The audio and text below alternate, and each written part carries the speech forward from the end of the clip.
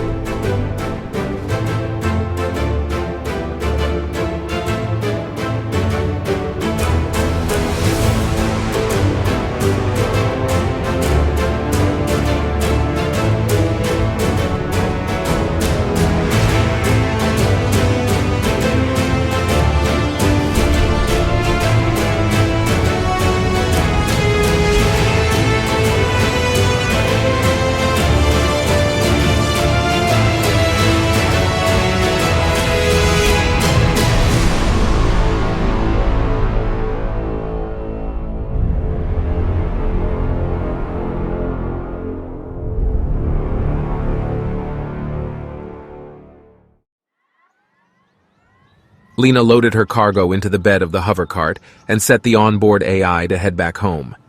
Etheria didn't have much in the way of vehicles. It was mostly equipment designed for farming or hauling. Conventional transportation like cars were a foreign concept. But thankfully, Logan allowed her to keep her parents' cart after they died. She thought that she wouldn't have much use for it after the farm fell into disrepair. But ever since she started her career in xenoarchaeology, it had become one of her most valuable assets. She sat back and fidgeted with the mysterious metal sphere during her leisurely ride home. One question still lingered in her mind. What is your purpose? Well, the Ascension Crystal required her to transfer her own psionic energy into it. Maybe this sphere did as well. It's not like anything was stopping her from trying, and she needed something to occupy her time on the ride back. So she closed her eyes and did just that. The sphere lit up in her hands and started to vibrate. After a few seconds, the outer layer began to shift, creating some kind of opening on top. Then a light shot out from the opening, creating a holographic map that floated above her head. It depicted the entire galaxy divided into different sectors. A red dot was flashing in the Haestrom frontier. That's on the edge of colonized space. But which star system? As if hearing her thoughts, the map zoomed into the sector and displayed each star system connected by hyperlanes. The red dot was flashing on the Xeno ratio system. It couldn't be, could it? Which planet? Again, the map responded by zooming into the star system. It displayed each planet orbiting the Xeno ratio, and the blinking dot occupied one of them. Adamo. Home to the nation of Libertalia, Adamo was famed for being the most thriving trading port outside of committee jurisdiction. And this map was pointing her directly to it. Is that where Logan's buyer is from? She was shaken from her thoughts as the cart drifted over to her parents' old farmhouse. Mom and Dad would be rolling over in their graves if they saw the state of this place. Faye and Burke Weiss poured their souls into this farm in the hopes of giving their daughter a better chance in such a harsh and unforgiving galaxy. The future was so uncertain back then. The Lokdung still controlled a massive chunk of the galaxy when Lena was born, and nothing frightened her parents more than their daughter having to fight against the Empire the same way they did. They ultimately got their wish. The Lokdang Empire had shrunk considerably in the past 2 years, and now they were on the verge of total collapse. It was just a shame Faye and Burke couldn't live to see it. Or hell, maybe it was better they didn't live to see what had become of Etheria. Lena often wondered what her parents would think if they could see her now. Would they be proud? Would they approve of her risking her life every day in order to finally find a way off of Etheria? Would they feel as though they failed her in some way? Would they blame Beth for what happened? No. They did right by her, and they knew it. They protected her and Beth in their final moments. They wanted her to have a long, meaningful life, and she would do everything in her power to make sure that all they sacrificed wasn't in vain. Beth was relieved to see the hover cart in its usual spot when she arrived. Lena had never gotten herself stuck inside any of the ruins she explored as of yet, but that didn't stop the worry from creeping in every time she got home, only to find out Lena hadn't returned yet. She entered the house to find Lena perusing through one of those egg-shaped ammo cases. She stopped to look up at Beth when she noticed her. You're home early. Beth shrugged. Gabe offered to handle the report for me. That was nice of him. What did Tix want? Oh boy, do I have news for you. And immediately my interest is piqued. So, do you remember those statues you found last month? You mean the deal Logan kept you away from because the buyer just so happened to be your uncle? Which we would have never found out about if Tix hadn't leaked that information to us. Is there a reason you're giving me so much background for this? Beth scoffed.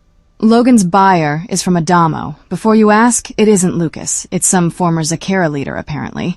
He's paying Logan for a specific artifact, a metal sphere. That's what the deal is primarily about. But Tix wants us to rip Logan off and sell to this guy's competitor instead. Lucas. Lena slowly nodded as she let the information sink in. Okay, interesting plan. Why sell it to Lucas instead? Well, that's the real kicker. Tix told Lucas that I'm alive. Lena's eyes shot wide open after hearing that. And obviously the Zakera guy beat out Lucas's bid because he was paying more. So Tix is offering Lucas the artifact at a discount in exchange for a ride off the planet and permanent employment for the 5 of us. He dropped both of our names to seal the deal. Jesus, that's well, it's great news, don't get me wrong. But it's just so sudden. I understand your name, but why drop mine too? Because Logan bragged about you to Lucas's middleman. He knows you're the one who found the statues, and he probably knows about your psionics too. Which would be useful for someone who was interested in Lockdang artifacts. Beth nodded. At least it's good for something, right? We don't have to go through with it, if you don't want to, that is. Lena shook her head. What's the other option? Stay here? After all that time we spent talking about leaving the planet? Talking about something and actually doing it are 2 completely different things. But you're right. Gabe and I already told Tix we would go through with it. Priscilla was more reluctant, but ultimately we drag her everywhere we go, so she doesn't have a choice in the matter. But I do? Beth gave her a knowing look. I appreciate the gesture, but we both know what I'm choosing. Sure, so long as you found the artifact Tix told us about. Lena couldn't help but smile. A clear sense of excitement washed over her as she eagerly reached into her satchel and pulled out the object in question. Beth raised an eyebrow. Not as flashy as I was expecting. What is it? It's kind of like a, let me just show you. Lena closed her eyes and soon the ball started to glow. Pieces of it started to move until it created some kind of opening on top. Then a holographic map appeared over both of their heads, depicting the entire galaxy. That's actually pretty cool. Just wait, it gets better. The map zoomed into the Haestrom frontier, showing the different star systems and their connected hyperlanes. Then the map zoomed in again on the Xeno Ratio system. A red dot was blinking on one of the planets. Beth recognized it immediately and looked at Lena, who had a knowing grin on her face. Adamo? Lena nodded. But what does that mean exactly? What is that dot? Lena shrugged. It's a signal of some kind. It means something on Adamo is connected to this artifact. Well, I guess we know why so many people from Adamo are looking for it, but what's it doing here? No clue. I didn't even think the Lockdang Empire expanded all the way to the Haestrom frontier. I thought Adamo marked the edge of colonized space. Yeah. Nobody lives further out than the Xeno Ratio.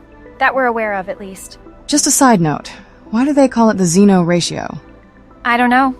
Because that's what the explorers called it? Well, it's a terrible name. I'm sure the residents of Libertalia will appreciate your feedback on the name of their star system. Here's to hoping we make it that far. Of course we will. You, me, Tix, Gabe, and Priscilla, we're an unstoppable force. Indeed. May the galaxy quiver at the sight of our arrival. We're capable, Beth. What does Tix need us to do? He told me to report back to him immediately after speaking to you. You know, to confirm that you have the artifact. Makes sense. What about after that? Then he'll confirm it with Lucas, who will then send a shuttle to take us off planet. Sounds easy enough. It probably won't be, but all we can really do is take it one step at a time. Logan's expecting to see me tomorrow. What am I supposed to tell him? Tix wants you to say you found nothing. The place was awash. He won't be too happy about that. Got a better idea? Well, Lena suddenly had a devious look in her eye. he didn't tell us what he was looking for specifically. So if I were to show up tomorrow She reached into her satchel and pulled out a purple crystal. and hand him this, he may be more inclined to believe the map wasn't there. You know what this is? No clue, but it looks valuable. Lena handed it to her. It's an ascension crystal. The Lokdeng used it to operate their teleportation nodes. Beth inspected the crystal. How does it work? I mean, I don't know how it works exactly. I just know that if you stand in a gateway chamber with it in your hand and then transfer some psionic energy into it, it teleports you to the receiver node that it's paired with. Beth nodded her head slowly. Okay, so transfer energy. Zap, you're in a new place. Wow, you have the eloquence of a true scholar, Beth. Oh, I'm sorry, Your Highness. I envy how enlightened beings such as yourself are so easily able to grasp such sophisticated topics. I'm afraid us mortals require a bit more simplification in order to understand these complex ideas. Lena couldn't help but laugh at her friend's wit. So will this work on any gateway chamber? I think so. I've never read anything about ascension crystals being tied to only one gateway chamber. Or two, I guess. Okay, it's not what Logan's looking for, but maybe it'll be good enough to appease him. If you go in there tomorrow acting all excited about your latest find, it'll look a lot less suspicious than if you were to show up empty-handed. Exactly. Just be careful with him, please. Relax, he has a soft spot for me. He won't be so kind if he finds out you're ripping him off. Don't forget that he used to run with the Zakeras, not to mention all the stuff he has us do now. I hear you. I know that there's a lot I don't know about. You do a lot to keep me away from it all, and I appreciate it. But you don't have to keep sacrificing pieces of yourself just to keep me safe. I can handle taking risks every now and again. God knows I owe you that much, at least. You'll never owe me anything. Stop, I owe you this, and that's final. We all have to play our part to get off Etheria. That can't be done without taking any chances. I know. And it's not that I don't think you're capable of doing this. It's just... there's always a chance that things can go wrong. No matter how good of a plan we have or how well we execute it, there are always going to be factors we can't account for. I don't want anyone getting hurt. Neither do I, but that's the risk we take, isn't it? We have to put our necks on the line to get what we want. It wouldn't be all that worthwhile otherwise. Beth couldn't deny Lena's point, and she couldn't help but feel a sense of pride at her friend's determination. These weren't the words of a naive idealist. She was mature enough to know how badly this could end for all five of them, but she wanted to go through with it anyway. All right, I guess we're doing this. Beth wasn't sure if dying in the pursuit of freedom was as glorious as it sounded, but clearly she bought into it enough. The thought of risking it all to leave Etheria was far more appealing than riding out the storm of the Fractured for the rest of her days. But it wasn't really her own life that she was concerned about. It was the lives of her friends that made her so timid. Circumstance brought them together, but they looked out for each other out of necessity. Gabe, Lena, and Priscilla were orphaned during the Fractured takeover, and they formed a sort of bond through that shared trauma. Beth always felt like the odd one out, being the only one who wasn't actually from Etheria. But her and Lena were inseparable, and Beth wanted a better life for her than this. Despite Beth's mom and uncle being alive, Lena was the only real family she had. Her blood relatives most likely thought she was dead at this point. At least, she hoped that was the case in some sick, twisted way, because the alternative was that they just didn't care. Either way, she at least still had the potential for closure, unlike the rest of her friends. And that ultimately forced her to see herself differently from the other three in her group. Gabe, on the other hand, didn't see it that way. He always treated her well, though that might have had something to do with his obvious infatuation with her. But that wasn't an issue for her. On the contrary, the feelings were mutual. She wasn't exactly the most kind or sensitive person, but in spite of that, he still managed to see how much she cared for Lena. She respected the hell out of him. He was there for her and Lena whenever they needed him. He stood up to Logan more than a few times on her behalf, and now he was willing to take a massive gamble with their lives in the hopes of getting off of Etheria once and for all. Neither one of them had made any real attempts at acting on their feelings, aside from some light flirting here and there. That kind of fraternization had the potential of being dangerous if Logan ever found out about it. Plus, the two of them were just too damn stubborn to actually commit to anything. Maybe once we finally get out of here. Beth shook those thoughts out of her head. She couldn't let herself get distracted with daydreams, but it was nice to have something to look forward to. She just hoped they all would live to see it. The night passed on, and the following day greeted them. Lena navigated the alien structure that was the Mid-Spire. It was essentially a series of massive, hollowed-out trees all growing into one another. At least that's what it looked like. It very well could have been a structure cleverly crafted to look like trees. She wouldn't be able to tell you otherwise. She made her way to Logan's office, all while trying to avoid eye contact with the armed guards stationed outside. One of them noticed her approach and wordlessly tapped the controls on the wall to open the door for her. She gave him a polite nod, but he seemed disinterested in even acknowledging her. Their cold demeanor always made her nervous around them. As soon as she stepped inside the office, the door closed behind her, and there he sat at his massive desk. Her supposed father figure for the past 10 years, though, truth be told, she never felt particularly negative toward Logan. Beth was always the one who looked at him with a disdainful eye, while Lena maintained an air of gratitude for helping them when she was orphaned. But ultimately, Beth was the one Lena trusted implicitly, not Logan. He was eyeing a datapad but looked up and gave her a warm smile as she approached. Good morning, Lena. He greeted her with a chipper expression. Good morning. She replied with a smile of her own. Have a seat. He gestured to one of the chairs sitting opposite his desk. Lena graciously complied, playing a few mental tricks to keep herself confident and relaxed. You're just in time. Are you familiar with the Shalevits? The crab people? Logan nodded. Their planet is well known for two very exotic fruits, an erind and a kulakuri, their largest exports apparently, and considered a delicacy when mixing their juices together. I had some imported and they finally arrived this morning. He reached for a metal platter on the corner of his desk, containing 2 empty glasses and a pitcher filled with a bright purple liquid. Care to try the first batch with me?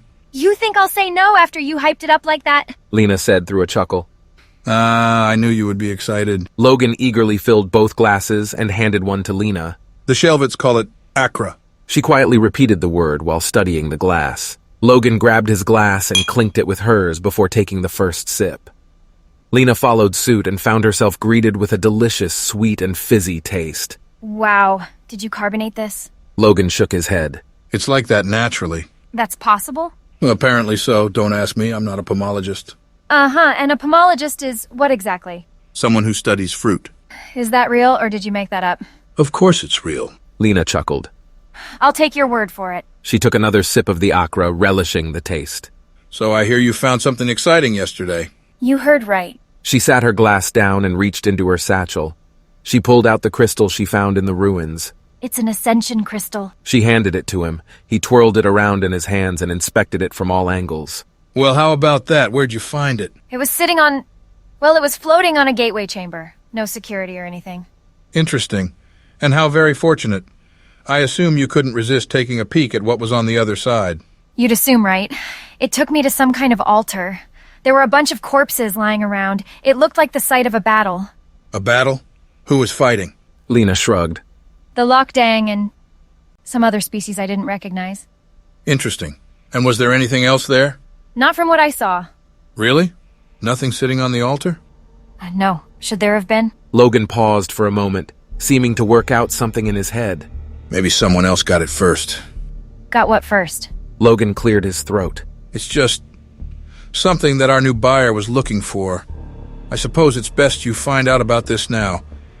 He's shelling out substantial numbers for a specific piece of Lokdeng technology. A metal sphere is how he described it. I don't know what it is or what it does, but he's moving mountains to find it. And he's the one who sold us the key to the facility? Did he know the layout of the place? If he did, he never told me. He mentioned that what he was looking for would be sitting on an altar of some kind. I searched the whole place. The crystal was the only thing of note there. You're sure? Of course. If you need more than my word, you can always send a couple of your guys down there with me to verify it. Logan sat back in his chair and glanced off to the side for a few brief moments. No, it's all right. I trust you. In fact, I should be apologizing. I didn't tell you what the client was looking for, and that was clearly a mistake on my part, so for that, I'm sorry. It's okay. I get it. The client obviously kept a lot of things from you.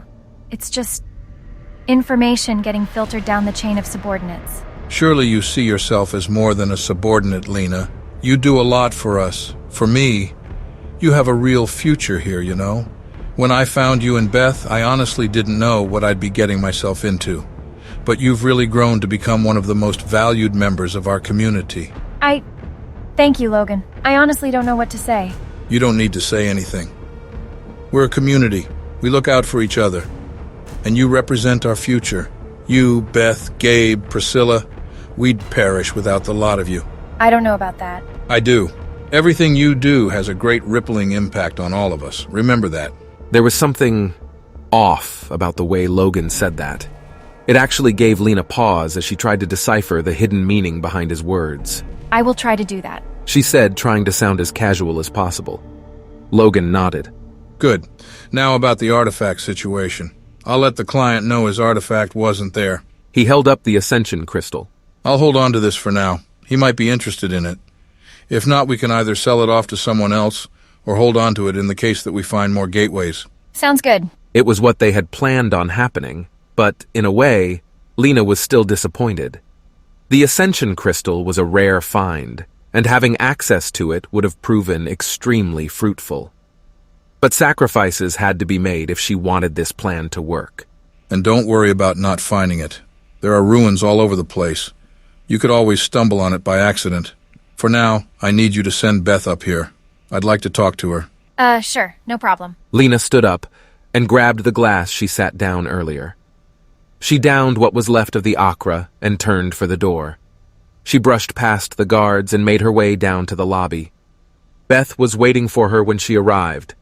Lena assured her that all was well with the plan, but Logan wanted to speak with her, which made her feel rather dejected.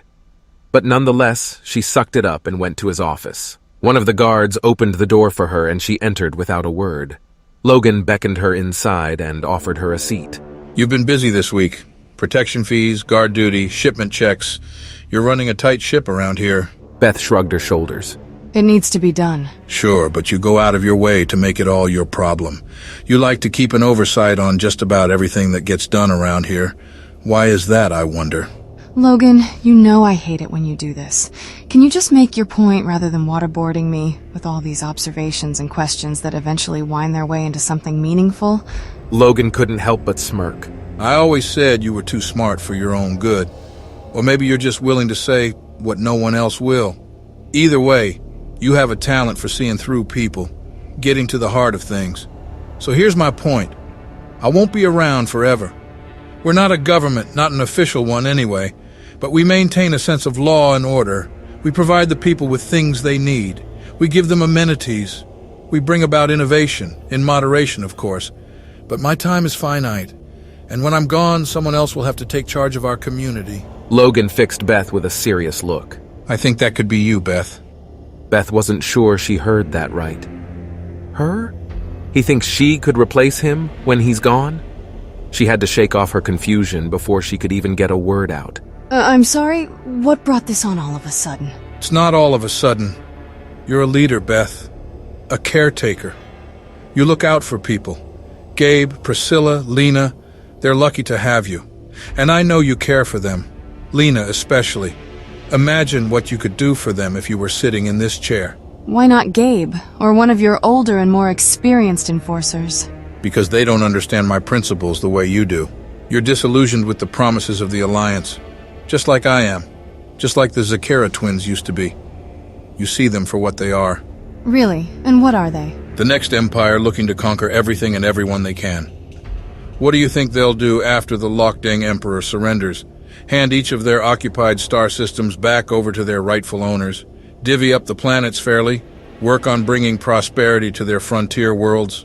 No, I'll tell you what they'll do.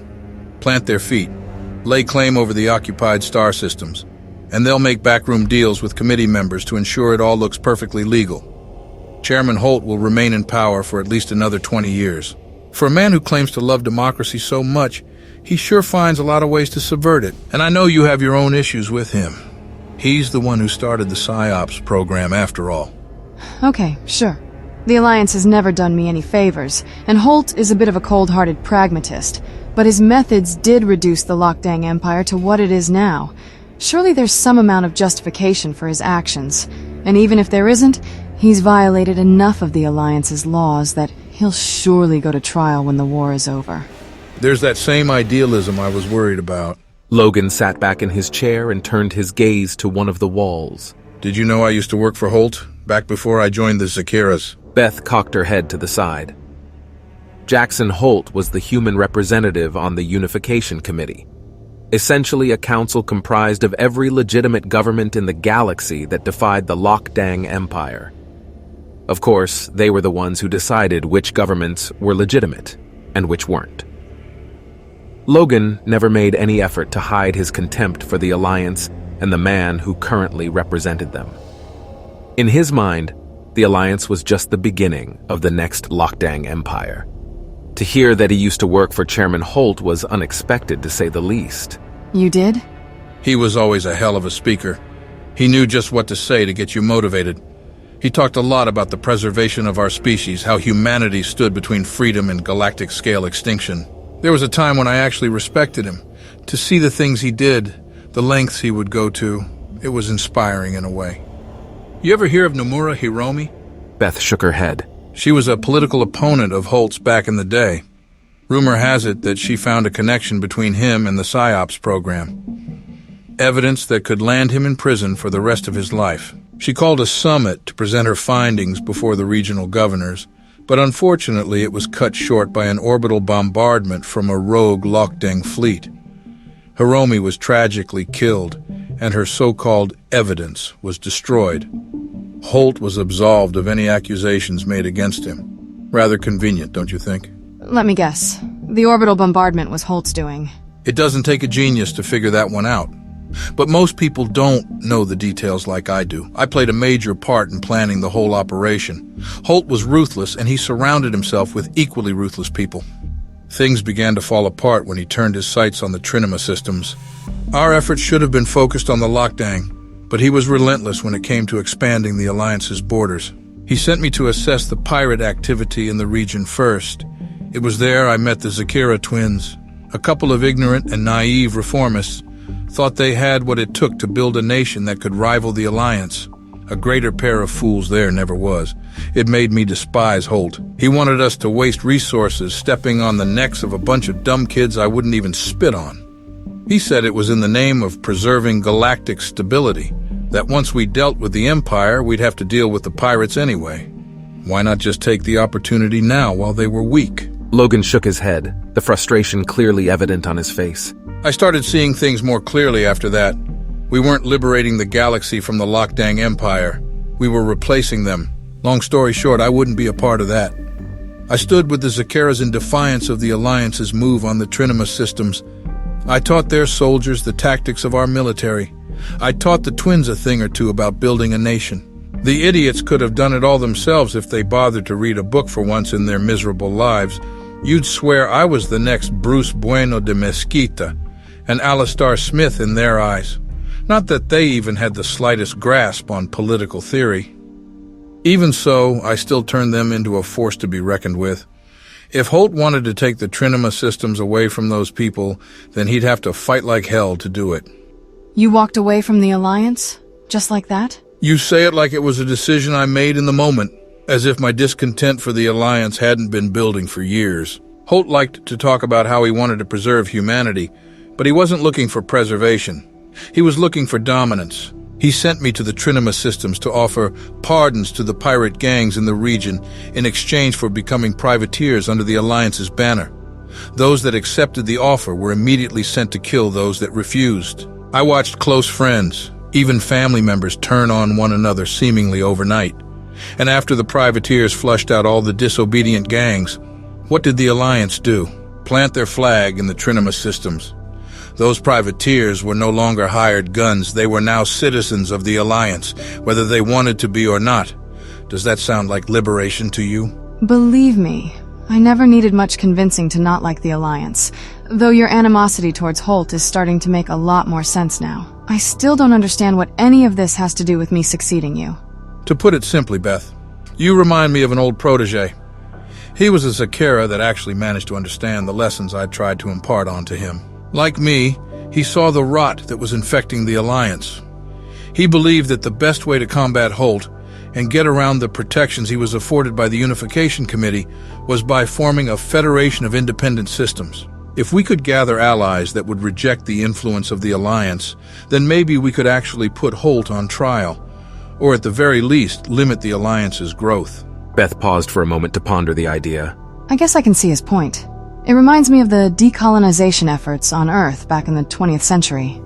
Asian and African colonies campaigning for independence rather than a return to European rule. A lot of those colonies required decade-long civil wars and revolutions before they gained their independence. Hopefully you're starting to see why I've been grooming you for this position since you were a little girl. I'm old, Beth. I was born before the long 87. I still remember the sight of Lokdang Imperial soldiers marching up my streets. One of my neighbors was beaten and dragged away in the middle of the night, never to be seen again. My father was sent to a labor camp where he worked himself to death. My sister took her own life at the age of 16. I'm sure you can imagine what growing up in that kind of environment does to a person, how it shaped my view of the galaxy. It's unrelenting, brutal, and it will take everything from you if you let it. That's the wisdom I've tried to impart onto all of you. Beth was at a loss, to say the least. She knew that Logan was born before the long 87. Ironically, it was the Lokdang's gene therapy clinics that kept him alive for so long. It was how he could still remain so spry even at the ripe old age of 124. These days, humans could expect to bite the bullet at around 160. At least the Lokdang managed to give humanity one good thing to remember them by. But Beth wasn't aware of what happened to Logan's family, what kind of experiences he had as a child. It probably explained his ruthlessness. And Beth certainly couldn't deny that he did indeed have some wisdom in that fucked-up head of his. He'd always served as more of a mentor in the past 10 years she had known him. The two greatest things he had imparted onto her were political philosophy and small unit tactics, an admittedly strange combination, but a decidedly useful one. This was probably the most personal he'd ever been with her. I don't believe it. You're actually speechless. I guess I am. It's a lot to take in, you know? Don't tell the others, but I guess I have a favorite. Don't let it get to your head. You understand what needs to be done in order to keep our community alive. There isn't a doubt in my mind that you have what it takes. Did she? Even if he was right? Was this really something that she wanted? To take on this level of responsibility? To inherit a criminal enterprise and try to turn it into a respectable nation worthy of independence? She didn't have it in her, but she also didn't want to say that right to Logan's face. Can I ask, what happened to your protege? Logan raised an eyebrow but didn't miss a beat when answering her question. At some point near the end, it all fell apart. The Zakera twins were backed into a corner by the Alliance's privateers, and they fell into an all-too-common trap. They put the desires of themselves over the needs of their community. The leadership became corrupt. Greed ruled every decision they made. They didn't care about the people or the greater good. It wasn't made to last. People become selfish in their greatest moments of desperation. Truer words you've never spoken. My protege turned the twins over to the privateers in exchange for his freedom. Official reports stated that he'd been killed, but I knew he was still out there somewhere. Imagine how vindicated I felt when he offered to sell me a key to a Lokdang facility here on Eferia. Beth's eyes widened at the realization. Hesh. The dots connected in her head. A former Zakera leader, establishing a federation. Tix told her that he had fallen in with another gang, but what if it was more than that? What if Hesh was building a nation like Logan? What if this artifact deal was meant to cement some kind of alliance between the two? The buyer is your old protege? Quite the revelation, isn't it? Imagine how I must have felt. You should meet him one of these days. The two of you would get along well, and I'm sure he would be interested in meeting the person who will be replacing me in due time. Right, replacing you. No pressure. I know how it must feel, dropping all this into your lap the way I did, but don't worry. I promise your future won't be as overwhelming as today. The door to the office suddenly slid open to reveal Priscilla. She stepped in and looked between the two with a confused expression on her face. You wanted to see me? She said to Logan. Logan gave her a welcoming smile. I did. We were just wrapping up here, weren't we, Beth? I suppose. Beth responded with uncertainty. Logan nodded. Well, I'd say you've heard enough out of me. Take the day off. Enjoy yourself. You've earned a break after all your hard work.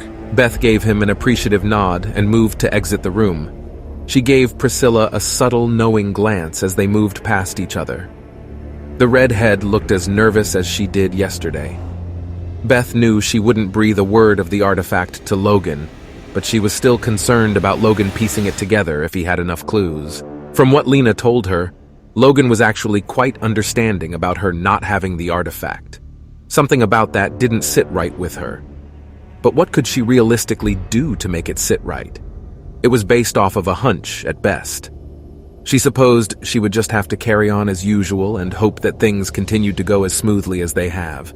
At least she wouldn't have to spend the day unloading and cataloging imports. Even pirate gangs needed people to do the more mundane work. Beth and her friends held a strange place in the hierarchy of the Fractured. They were technically just enforcers in the eyes of the other members of the community, but they clearly held more social weight due to Logan's obvious favoritism towards them. No doubt, it was that same favoritism that encouraged this entire meeting in the first place. Regardless, the best course of action was to simply carry on with her day. She had already confirmed with Tix that Lena had found the artifact. Tix wanted her to hand off the artifact to him for safekeeping, but she refused. As much as she wanted to trust Tix, she wouldn't afford him that charity at the potential expense of her and her friends. She would hand off the artifact to Lucas's contact herself. Thankfully, Tix was quite understanding. According to him, the contact would want to meet her and Lena personally to confirm for themselves that the artifact was in fact in their possession. They also wanted to confirm that Beth was actually Lucas's niece to ensure that Tix wasn't selling them a pile of crock. She made her way back to the lobby area where Lena was waiting for her. How'd it go? A lot of politics and flowery nonsense, and a decent amount of praise on the side. So, he called you in just to praise you? There's a lot more to it than that, but let's talk about it later. I'm supposedly free for the rest of the day. Have you gotten any word from our friend? Lena looked around the room for any onlookers or eavesdroppers before gesturing towards the Vic on her wrist. Got a message. He said to go to the birdhouse and bring it with us. That fast? It's only been a day. He's good at what he does. Even so, it's still impressive. Let's get over there. That's all Lena needed to hear. They would have to make a trip back home to grab the artifact, which was a little inconvenient considering that they would have to walk past the embassy building on their way back. Regardless, they began the trek back home. They exited the mid-spire and walked past the rural residential area, down the dirt path until they reached the nearest town, walked past the embassy building, and followed the path outside of town towards the farmlands on the edge of Fractured territory. When they arrived, they stepped inside and removed a few loose boards on the floor hidden underneath some furniture. It was something of a smuggling hole that they used to store hot items, and at the moment, they were storing the hottest item on the planet. Lena pulled the artifact from its hidey hole and stored it in her satchel. She put the boards back in their place and covered them with the furniture. With the artifact in tow, they were ready to hit the embassy building and meet Lucas's contact. The walk back was nothing short of nerve-wracking. It seemed like every step Lena took added a set of weights onto her back. A cautious voice in the back of her head kept whispering its doubts to her. This is your last chance to turn back. If you come clean now, Logan might be understanding. Hell, he probably already knows and is waiting to see if you tell him yourself. But she wouldn't listen. She refused to back out now that everything was in motion. This plan will work, and all 5 of them will escape the clutches of the Fractured and Ligands. They had to. They were putting too much effort in for it not to amount to anything. They finally arrived at the embassy building, and after checking that the coast was clear, they entered.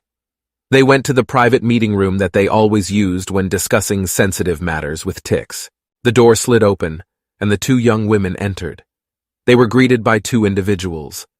Lena recognized the first one as Tix, but the second one was a completely different species. It was a tall, amphibious creature that Lena thought most closely resembled a salamander, or perhaps a gecko. These creatures were called the Waryen, a fairly famous species in human culture. In the early days that marked the end of the Long 87, the Waryen faced incredible strife from their Lokdeng overlords. Their species was believed to be the most widespread across the entire galaxy, which is why only about 60% of their population actually resided within their home cluster of Esoter. The rest were scattered about as the Lokdeng primarily used them as diplomats to establish relations with other potential thrall races. They also made up the largest percentage of the Lokdeng slave labor back during the Long 87. When humanity retook Earth, the Waryen were among the first to follow their example and retake not only their home planet, but their entire cluster of star systems as well. The end of the Long 87 marked a strong alliance between the two races, a bond that remains unbreakable to this very day. This Waryen, however, most likely wasn't a part of any official organized Waryen government. He was probably a privateer hired on by the Alliance during their campaign against the Trinema systems. That's where most of Libertalia's inhabitants originated from. The Alliance approached the pirates and mercenaries in the Trinema systems and offered them an ultimatum.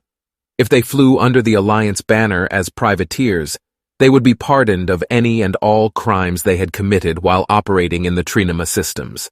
If they refused, they would be hunted down and arrested or executed for their crimes. Many of the smaller gangs knew they couldn't take on the Alliance and the larger gangs in the Trinema systems at the same time, so naturally, the lesser-known groups were among the first to accept the deal. However, larger gangs like the Zakeras and Ligans both refused. Everyone knew how that turned out for them. The combined might of the new privateer army blew through the two gangs like a wildfire. The Ligans were reduced to a shell of their former selves, and the Zakera leaders, barring Logan, were all eliminated during a raid on their compound. At least that was the official story. Judging by what Tix had said about this Hesh guy, it didn't quite go down that way. Regardless, the result was still the same.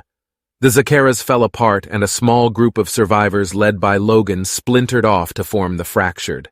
Meanwhile, the Alliance claimed the Trinema systems for themselves, and the privateers were told that their work was done. Since they no longer had any incentive to stay, many of them left to found their own colony on the mysterious planet of Adamo. The details of how it all went down are a bit sketchy, but that's the gist of how everyone understands it. And now Lena and Beth were about to speak with one of those very same privateers. It was actually a bit exciting in a way. Welcome. Tix eagerly greeted them. Lena, Beth, I'd like to introduce you to Libertalia. He said while gesturing to the Waryen. Lar, these are the two humans you've come to see. Larin bowed his head respectfully and gave them a soft smile as he spoke. Beth and Lena both looked at each other, a realization dawning on them. I'm sorry. Lena said politely. We don't have a Waryen translation. She motioned to her Vic. Gapu, The Waryen said, clearly understanding their predicament. He fiddled with his own Vic and motioned for them to do the same. Lena and Beth understood that he wanted them to connect to his device so he could upload the translation. They did exactly that, and in record time, the Waryen extension was added to their translators. Better? Lena chuckled. Much better. She replied as Beth nodded alongside her. As I was saying before, it is a pleasure to meet the both of you. I understand you're taking a great risk in being here. We are, but we're definitely grateful for the opportunity. No doubt. It's one thing for you to sell us the artifact, but I think Lucas was far more interested in the possibility of his niece being alive. How long have you been missing again? I've been here for a little over 10 years. I was in Alliance custody for maybe half a year before that. Alliance custody? I was born on Kyria. Psyops took an interest in all the kids there. Larin nodded his head as if he was expecting that answer. You might actually be her after all. You trying to test me? I can't be too careful. This is all rather unorthodox, and we need to make sure you're not pulling a fast one on us. Honestly, I don't care who you are. As long as the artifact's legit, I'll take you and your little traveling party to Lucas. Speaking of which... He turned to Lena. Lena Weiss, is it? Yes, sir. Lena nodded. The artifact hunter. Logan certainly likes having you around. I imagine it's quite useful working with a psionically gifted human. You know about that? Please, Miss Weiss, don't insult me. I've seen my share of Lokdang technology. I know what's required to make it work. And I certainly know the value someone such as yourself could bring to our little galactic scavenger hunt. I'd imagine it's a necessity, considering you're after Lokdang artifacts. I doubt you have many psionic users working with you. You're right about that. We have been working with one psionic individual, but he's a bit... let's call him unusual. I'm not exactly comfortable working with him. It will be nice to have someone more trustworthy to turn to when working with lockdang technology. We just met, and I'm already more trustworthy than this guy you've been working with. Believe me, it'll make more sense when you meet him, but first things first. He reached out his hand. How about you show me the artifact that stirred up all this drama? Of course. Lena reached into her satchel and pulled out the artifact. She closed the distance between herself and Lauren and handed it to him. Lauren studied the sphere curiously, rotating it around to inspect all sides of it. He let out a small chuckle. Not the most lockdang-looking object, is it? It makes you wonder if they were actually the ones that built it. Tell me, do you know what this is? It's a map of some kind. It shows this strange signal coming from Adamo. Lauren nodded. I was hoping to hear that. He handed the artifact back to Lena. Would you mind showing me? Sure. Lena activated the map for him and demonstrated it the same way she did with Beth. This is... Lauren stared at the map, completely awestruck. Miss Weiss, I believe this may very well be the find of your life. Lena and Beth both looked at each other. Lena couldn't help but chuckle, and Beth had a very visible smirk on her face. So we have a deal then? A ride and permanent employment on top of the discounted price. I'd say you've more than earned it. Thank you, Lauren. Well, you don't know what this means to us.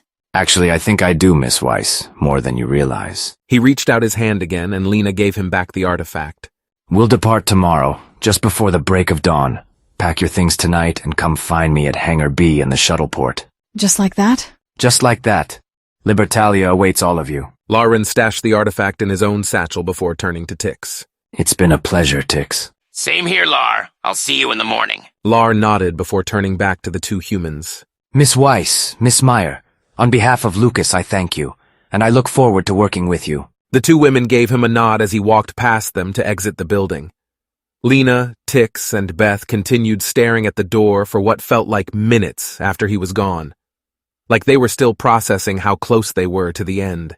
That's really it. Quick and clean, and Logan is none the wiser. I don't know if we can say that for sure. Lena cautiously stated. Tix raised an eyebrow at her. What do you mean? There's a chance that it could be nothing, but when I talked to Logan today, I could swear he threw some kind of veiled threat at me. What'd he say? Something like, everything we do has a great rippling effect on the rest of the community. It didn't concern me too much, but the way he said it did throw me off a bit. That's troubling to say the least. But surely he can't know that we plan to leave in the morning. No doubt we'll be long gone before he has the chance to move against us. Agreed. We've kept this plan to ourselves. If Logan does suspect something, then he's operating on a hunch, and is probably just waiting to see what we do next. At least she hoped to whatever God was listening that she was right. If Logan somehow figured out that Lauren was here to get them off-world, she shuddered to even think about it. But there was no going back now.